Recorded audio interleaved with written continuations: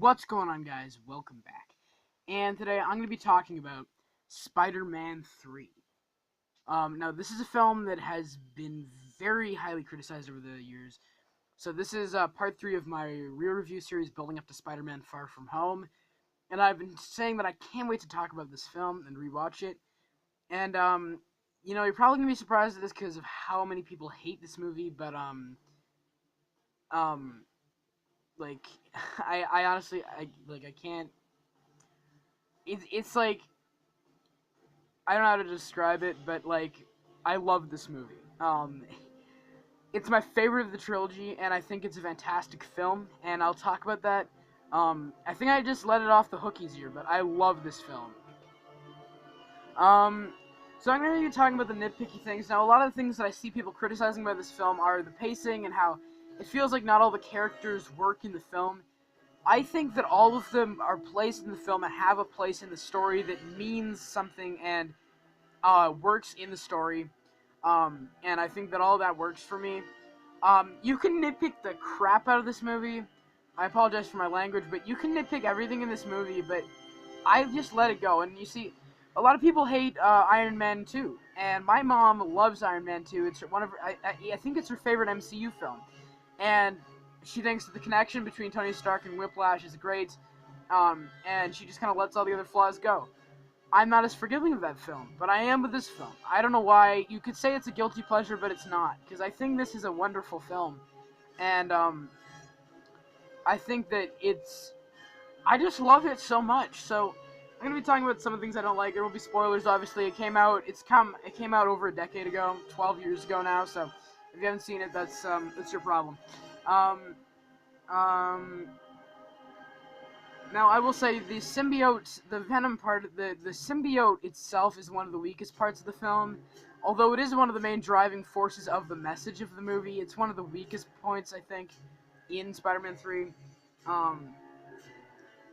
Because it just, like, Peter and MJ are just, like, having this nice little romantic moment, and then right next to them a small meteorite lands and crashes. And then it just jumps on the back of Peter's little scooter bike thing. That was dumb. I'll be accepting of that. And then also, I just find it really weird how it's, like, the police chief guy, Captain Stacy, he's like an old man in this instead of being the guy from Amazing Spider-Man, and he's just like, oh my gosh, what's going on? And then Topher Grace's Eddie Brock just shows up, and he's like, oh my god, it's Gwen. He's like, what? And it's like they just start chatting, and he's like, hi, I'm Eddie Brock, Daily Bugle. And it's like, what? Like, your daughter's hanging off a building, dude. Like, you're not more worried? Other than that, there's not a lot that I can say that I don't like about it. Like, there's a lot of, like I say, I just let a lot of the flaws go with this movie because all the good just really outweighs the bad for me in this movie. Um, I don't think it's a bad film, and I never thought that, and I always thought it was my favorite of the trilogy, and it still is, and I think as a film, it still holds up. Because I used to love the original two, and I think that in some degrees they don't hold up as well, but this one I think is just so good. Um, and the main message of the movie that I find is forgiving yourself, and just it's a really I think and like each character ties into the main message of the movie, and all of this comes from Venom, which is the symbiote, which is this incarnation of everyone's hatred and anger, and it just brings out the worst in people, and everyone ties into that message of the film. Harry has let anger take over him and come into this vengeful person. And, he's let his father, who never really did care for him, think that his father did care for him, and just let anger take him over.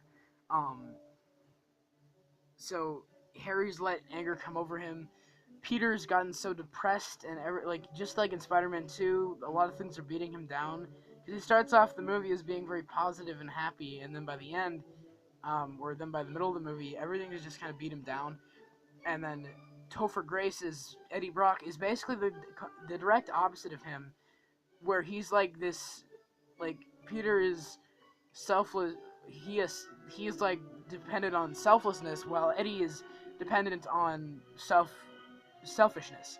And he's like, there was one scene where they're at like that little Spider-Man like parade or whatever the heck was going on, that party, and Eddie's taking a picture of Gwen, and you see how their relationship isn't even really a relationship. He's over exaggerating it, and then Peter, however, taking a picture of Mary Jane, and then it kind of foreshadows the symbiote where he takes a picture and it's in black and white, and then he looks kind of concerned for a second, and it's a picture of her in front of a sign that says "The Mighty Spider-Man," and this movie kind of shows the fall of Spider-Man and how Peter Parker is a flawed person, I think, and isn't like perfect superhero. And that's why Spider-Man is one of my favorite superheroes. And I think this is, rewatching it, I haven't rewatched Homecoming yet, but I think it's my favorite Spider-Man movie right next to Spider-Man Into the Spider-Verse. Like, I'm serious. Let me know, do you want me to re-review Spider-Verse? Because I have it on DVD now. So let me know, do you want me to double up this week and do Homecoming and then do Spider-Verse next week? Because Far From Home releases next Tuesday. So just let me know what you'd like me to do about that. But, anyway, it's just, I just love the message of the movie, and every character I think has a reason to be there. Um, it's like everybody ties into the main message of the movie, and I don't think that people saying, "Oh, there's too many characters," really works, because by the end of it, everyone has their resolution. Eddie gives into his hatred and anger and ends up dying in the end. Sandman gets to go free. Peter and MJ end up together, but it's kind of a bittersweet ending. Harry gets to have the hero's sacrifice that he deserves. Um, Gwen kind of goes off, I guess. I don't know what Gwen does.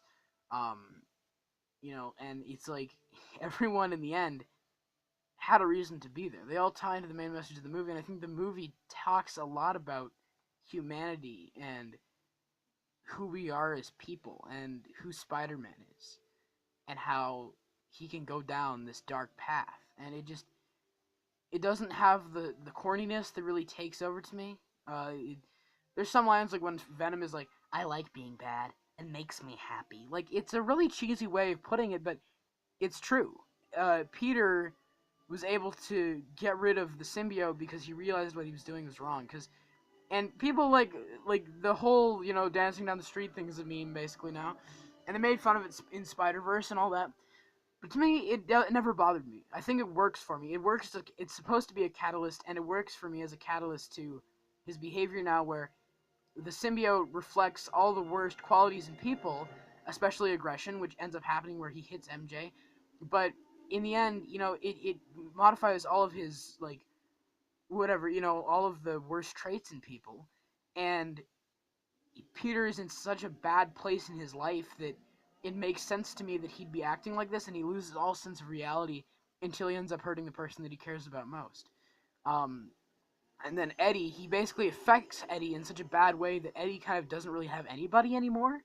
So he just basically completely loses it in the end. Um, and I think that works for me. That just completely works for me. I love Sandman. Let's talk about Sandman. I love Sandman as a character. He's, to me, such a great villain, and he works so much better than Doc Ock or Green Goblin. At least Norman Osborn Green Goblin. I like Harry as a villain. He's kind of a whiny baby in the beginning, but it's like Sandman is a character that you could say kind of decreases the emotion of the first film, but to me it increases it. And the beautiful music from Sandman, the theme, and then in the end when he's able to let go. And maybe the movie, I understand, doesn't juggle all these storylines and themes to the best degree. Like, it just kind of kicks someone, like Harry loses memory, and then Sandman gets killed, like, supposedly killed. Venom just kind of is built up to, and then eventually does happen. Um, but, like, everyone just kind of shows up, gets kicked out of the story, and then comes back into the story, and it's kind of a weird flow to go with. But in the end, Sandman's character has a resolution, and there's a deleted scene where he builds a sandcastle out of himself for his daughter, Penny, and I think that's just, like, Sandman, he has all these chances where he could lose it, but in the end, his daughter is the one person that keeps him clinging to reality. It's the one person that keeps him clinging to everything, and his whole motivation is just to take care of his daughter, and to... I think I'm tearing up now. It just... He... The movie, he kind of, at the beginning of the film, he tries to justify himself by saying he's not a bad person. He just had a lot of bad situations, or a lot of bad mistakes. And in the end, the movie doesn't try to justify him. He tries to justify himself. And Aunt May says, you have to forgive yourself. And in the end, he forgives himself. And he says, Peter, I don't want you to forgive me. I just want you to understand. And in the end, Peter does forgive him. And then he's able to be free. And that's why I love that character. It's like, not every villain has to be this cackling, maniacal character. Actually, my dad met the actor Thomas Hayden Church, who plays Sandman. He actually met him in real life, apparently, so that's really cool to know that. But I love the Sandman character. The music accompanying him, just listening to it, like, oh, here it is right now. It just makes me tear up in listening to it, and I don't know why, but it's just the music, like, the last scene, just the way they time it where he says, my daughter was dying, and then you just hear the theme come in. It makes me cry every time, and I feel so many emotions during this movie. The visual effects are pretty good for the most part. Whenever he's fighting Harry in the alleyway or whatever, those are some pretty bad green screen effects. There's some pretty bad green screen, but when he's swinging around the city, it looks better to me. All of it just looks better, and the movie feels more cinematic. It doesn't look as kind of like television worthy as the first ones. Which isn't really a criticism towards them, because 2 didn't really look that bad, to be honest. But there's so much that I like about this movie. Like the subtle setup for Harry becoming the Goblin again, where he's able to grab the ball and the vase, so Peter remembers that he still has the Goblin serum in him, so he still has that extra agility.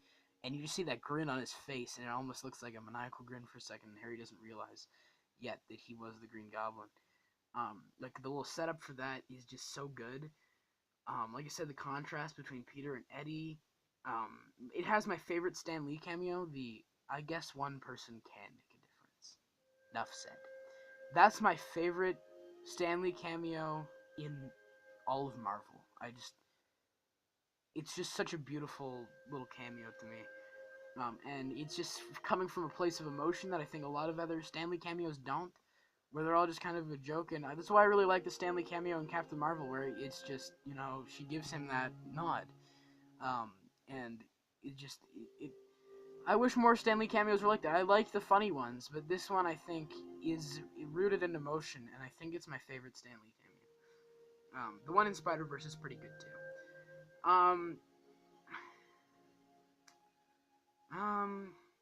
MJ is a much better character. Like in the first one, or in the second one, she was like, whatever. It's kind of the same story. Like he and MJ are having problems or whatever.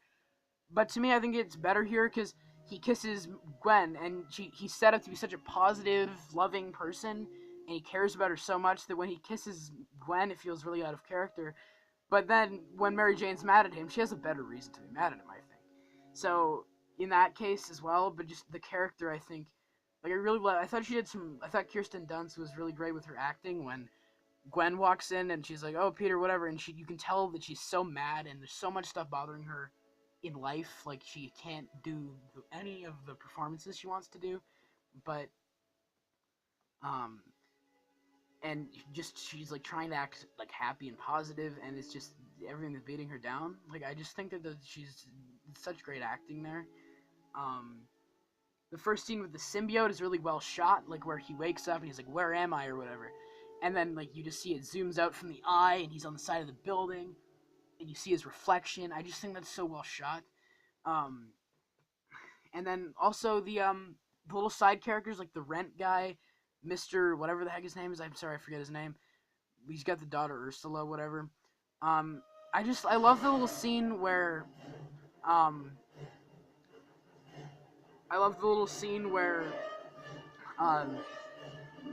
he kind of, after Peter yells at him about the rent or whatever, I'll give you your rent when you fix this dang door.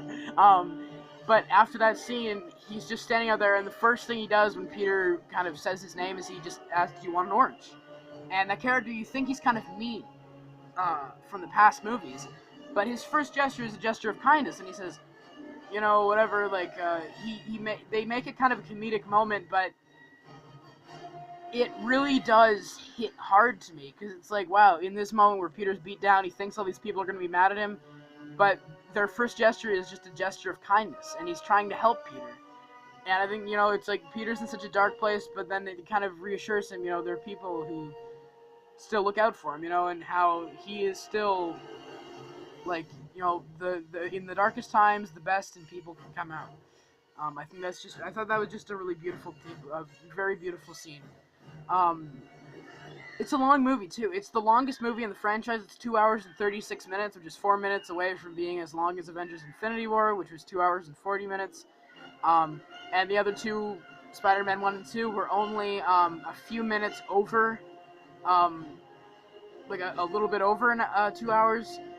So I understand why some people might not like the length, but to me, I think it works for me. They once again they jam-packed a lot into the movie, but I think each character ties back into the message by the end of it. I'm not gonna comment on all the messaging and why the Sandman scene is so great and why that character's so great. There's a YouTuber, I think his name is Brown Table. If you haven't checked him out, he's done 2 Spider-Man 3 essays, I believe. One of them is why the scene when Sandman forgives Peter works. It's a great essay. I love his channel. I might leave a link for it in the description. If I don't, then just go check it out, please. Just look up Brown Table Spider-Man 3, and you should watch that little Sandman essay, because it's such a great essay, and it's exactly sums up my thoughts on the film. Um, So in conclusion, I love this movie. I know that not everyone does, and I understand people are going to point out in the comments, like, this is why I don't like the movie, this is why, whatever, you're wrong, or whatever, this is why this doesn't work. Whatever. I don't care. This is my favorite out of the Sam Raimi trilogy. I think the messaging really outshines, like, even though the execution maybe at some points isn't as good as it could be, I think just the way the film is, the construction of the film isn't that great, but the messaging and all the themes behind it, and even though that it's kind of quick, that's what I prefer, is that the first two had a lot of times where it just got kind of boring and they sat around and there was a lot of scenes that had no substance. With this film, every scene means something. It keeps moving. It's a very fast-moving movie, even though it's long. And I never felt bored throughout it, and I felt attached to all the characters. So this is probably my favorite Spider-Man film, next to Spider-Man Into the Spider-Verse. Um, so I love the character of Sandman. I love all the messaging and themes. I love this film. Uh, you probably are surprised, and, whatever, if you're gonna list all the things that you don't like about it, why you don't like it, whatever, in the comments, go ahead. But for once, if you want to criticize it, go ahead and share your thoughts, because I always want you to share your thoughts, but if you're sharing your thoughts in the comments on this one video, just tell me what you like about the film, because I'm sure there's a lot of things that you'll like about it, thinking more about it, and I just want you to share something positive before you list your negatives about this film, because everything I see about this film is just negative now, and I don't like seeing it. But yeah, that's pretty much it on my re-review of Spider-Man 3.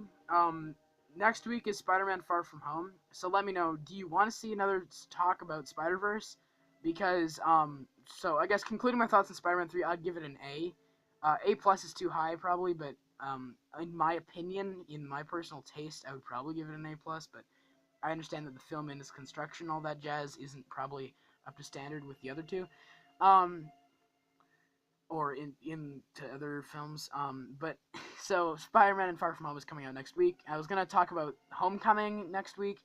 But let me know. Do you want to see me double up this week, and I can talk about Homecoming as well, and then next week I can talk about Spider-Verse, because I already talked about Spider-Verse and praised it. So if I rewatched it, I'd probably just like it more and more. But I've already given it an A plus, so I can't really raise the rating anymore. I can talk more nice things about it, but I can't really improve my opinion on it because I've already given it an A plus. Um, but I will talk about Homecoming still, so please let me know in the comments. I keep asking you guys for feedback, and some of you just kind of don't really seem like you know what to comment. You just kind of say cool and awesome, and I really appreciate your support, but just please give me feedback in the comments below. Do you want to see me talk about Spider-Verse again? And I will still talk about Homecoming, but whatever. I'm dragging it out here. Please let me know all your thoughts on Spider-Man 3 in the comments, and what you thought of the video as well. And I hope you guys have a great day. Take care.